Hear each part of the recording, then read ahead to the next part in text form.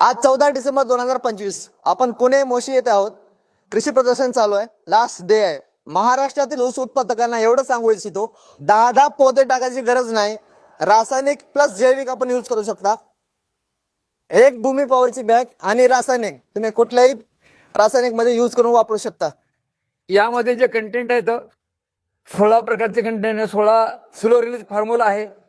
It contents humic acid वगैरे टाकायची गरज नाही, अॅमिनो ऍसिड वगैरे टाकायची गरज नाही.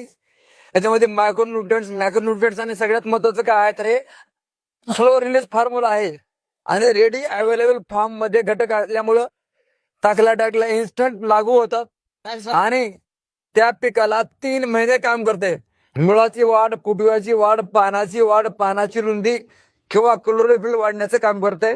त्यामुळे ऊसाचं उत्पादन, फुटव्याचं रूपांतर ऊसात होण्यासाठी आपल्याला त्या पिकाला खाद्याची गरज आहे आणि ते मुबलक प्रमाणामध्ये खाद्य देण्याचं काम हे भूमिपॉवर करते. त्यामुळे सर्व शेतकऱ्यांनी या भूमिपॉवरचा वापर करावा. किमान वर्षामध्ये 2 वेळेस रासायनिक खतं 50% कमी करून त्यामध्ये राहिलेल्या पैशामध्ये ही बॅग आपल्या ग्रीन पॅन्ट कंपनीची वापरायचं आहे. या ठिकाणी उदाहरण सांगण्यासारखं एकच आहे की एक जो डोळा आहे, एक रोप लावलेला आहे, एका रोपापासून 15 ऊस तयार झाले. तिथं 15 ऊस, फुटवा 15 येत नाही तर इथं ऊस 15 येते. 15 कारण जो ऊसाचा फुटवा आहे तो ऊसामध्ये कन्वर्ट झालेला आहे, फुटव्याचं रूपांतर ऊसामध्ये कन्वर्ट झालेलं आहे. इथं तर आपल्या पण शेतामध्ये काउंट महत्वाचं आहे.